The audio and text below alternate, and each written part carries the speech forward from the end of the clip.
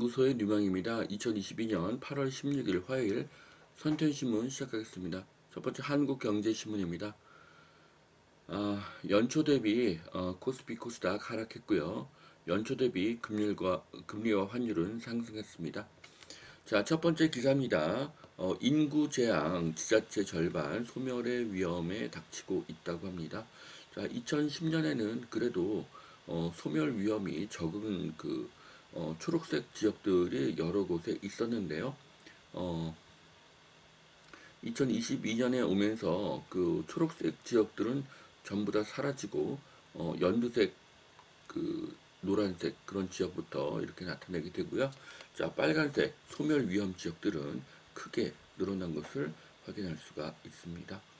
자, 인구가 늘어날수록 가구 수가 늘어나는 곳에 투자를 집중해야 합니다. 경기 인천이 가구 수가 크게 늘어나는 곳이죠. 서울, 충남, 충북도 가구 수가 늘어나는 곳입니다. 줄어드는 인구 소멸하는 한국, 군위 10명 사망 때 1명이 출생한다고 합니다. 부산 영도 10년간 인구가 21% 감소했고요. 2100년에는 한국의 인구가 1800만 명으로 지금 절반 이하로 줄어들 것으로 보여지고 있습니다. 문제는 급격히 줄어드는 출생아 수인 것이죠. 자, 2100년에 1800명 인구에는 동의하지 못합니다. 외국인이 늘어날 수도 있고 남북 통일도 그때는 될 것이기 때문입니다. 하지만 결국 한국은 고령화 국가가 될 것입니다. 노인의 비중이 높은 나라가 되는 것입니다. 그러면 역세권, 교통의 중심지, 상업시설이 많은 곳, 초대형 병원이 있는 곳, 근처의 가치는 상승하게 될 것입니다. 반면에 A급이 아닌 B급 학군지의 인기는 하락할 것입니다. 자, 줄어드는 인구 소멸하는 한국, 50년 뒤에 한국 인구 1,400만 명이 줄어든다. 경기도가 사라지는 셈이라고 하는데요. 자, 수도권으로의 인구 유입은 앞으로 더 지속될 것이고요. 일자리가 그곳에 많이 있기 때문입니다. 한국의 고령화 속도는 세계 1등이라고 합니다. 2045년이 되면 세계에서 가장 늙은 나라가 될 것이라고 하고요. 고령화 사회에서 고령 사회로의 진입 시간도 가장 짧은 것으로 기록되고 있습니다. 자, 세계에서 가장 빠른 속도로 고령화 국가로 변하는 것이 한국입니다. 한국은 인구 밀도가 가장 높은 나라입니다. 인구가 줄어드는 것은 나쁘지 않습니다. 하지만 급격한 감소는 좋지 않습니다. 아이를 낳지 않는 이유는 자녀의 양육비 때문입니다. 한 자녀 이상에게 200만 원 이상의 엄청난 지원을 20세까지 해주면 됩니다. 국방부 예산보다 여성가족부의 예산이 더 크지만 천문학적인 돈을 쓰고도 출산율을 하나도 상승시키지 못했기 때문입니다. 그 돈을 단체가 아닌 부모에게 직접 주면 출산율은 반드시 반등할 것입니다. 자, 서머랠리의 주역 태조 이방원 하반기 증시도 이끈다고 하는데요. 자, 태조 이방원이라는 것은 태양광, 조선, 2차전지, 방산, 원자력의 앞글자를 딴 것입니다. 자, 그래서 태양광 관련 회사들, 조선 관련 회사들, 그리고 2차전지, 그리고 방산, 원자력 관련 회사들의 주가가 크게 상승하고 있습니다. 자, 반도체뿐만 아니라 태양광, 조선, 배터리, 방산, 원자력에서 한국이 앞서가고 있습니다. 전 세계에서 이 정도 기술력이 있는 나라는 미국, 중국, 일본 정도밖에 없습니다. 그래서 한국의 미래는 매우 밝습니다. 자, 자녀에게 준 창업자금 5억 원은 증여세가 0원이라고 합니다. 부동산 임대업은 안 되지만 제조업, 건설업, 음식점업으로 자녀에게 창업 자금을 지원해 주는 것은 좋은 증여의 방법입니다. 자, 아파트 부담스럽고 공급도 없어 틈새 주거형 오피스텔에 관심이 증가하고 있다고 합니다. 투룸 등 평면 경쟁력 도심 오피스텔이 강세라고 합니다.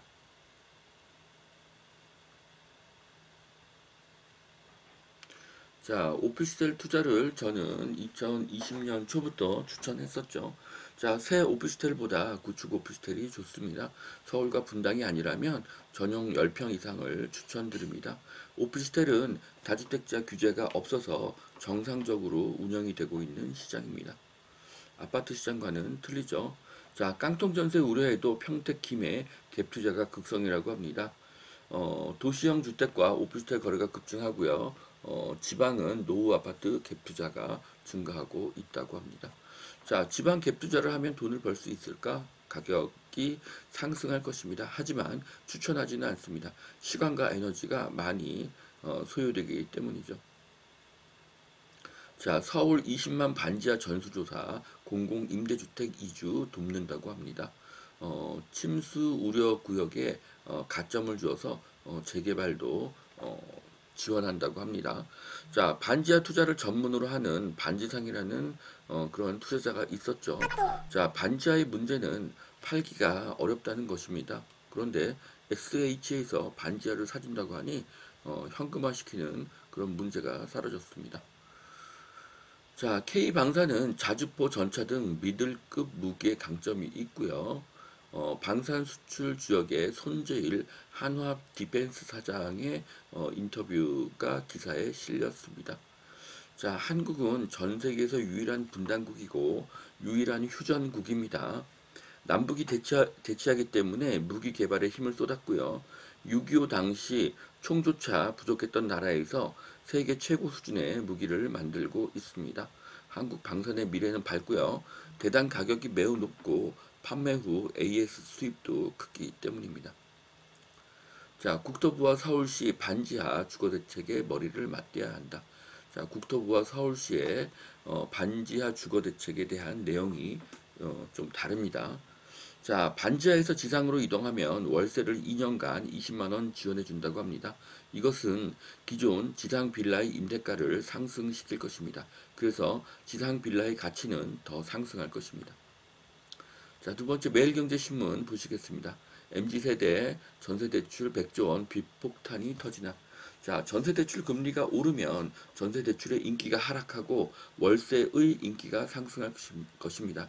하지만 2023년에는 대출 금리가 하락할 것입니다. 국민소득 3만 5천 불 이상인 국가에서 지속적으로 고금리인 나라는 단 한 나라도 없습니다. 자, 현대차의 대약진 비결은 친환경 재고 관리입니다. 상반기에 2021년도 상반기에 전 세계 5등의 현대차 그룹이 2022년 올해 상반기에 3위로 급상승을 했습니다. 자, 그래서 7월 차 수출액이 50억 달러를 돌파했고요. 미국에서는 테슬라를 이어서 전기차 시장에 2위를 했다고 합니다. 자, 현대차가 세계 3위의 자동차 회사가 되었습니다. 너무나 자랑스럽고요. 폭스바겐도 추월하기를 바라겠습니다. 자, 외국인 고용 늘려달라 건설 현장 아우성이라고 합니다. 자, 건설 인력 구할 수 없으면 분양가는 상승하게 되고요. 공사 기간은 더 늘어나게 됩니다. 그러면 입주 물량은 더 감소하게 되고요. 임대가와 매매가는 시차를 두고 모두 상승하게 될 것입니다. 자, 분양가 상한제 아파트도 수도권 청약에서 대거 이달을 하고 있다고 합니다. 자, 이렇게 보면은 어, 뭐 분양의 인기가 엄청나게 낮아지고 뭐 집값이 폭락할 것 같지만 현재 아파트 미분양의 가장 큰 이유는 무주택자만 분양을 받을 수 있도록 법이 바뀌었기 때문입니다. 위에 기사를 보시면 오피스텔 같은 경우에는 무주택자만 분양을 받을 수 있다는 그런 제한이 없기 때문에 100 몇십 대 1의 경쟁률도 나오는 것입니다. 그래서 다주택자도 분양을 받을 수 있도록 법이 바뀌어야 합니다. 무주택자는 당첨되면 수억 원의 프리미엄이 형성되는 곳이 아니면 관심이 없습니다. 미분양이 늘면 공급은 감소하고요. 임대가는 더 상승할 것입니다. 자, 구로에 최고 45층 민간 임대 2205가구가 입주를 한다고 합니다. 국내 최대의 규모라고 하는데요.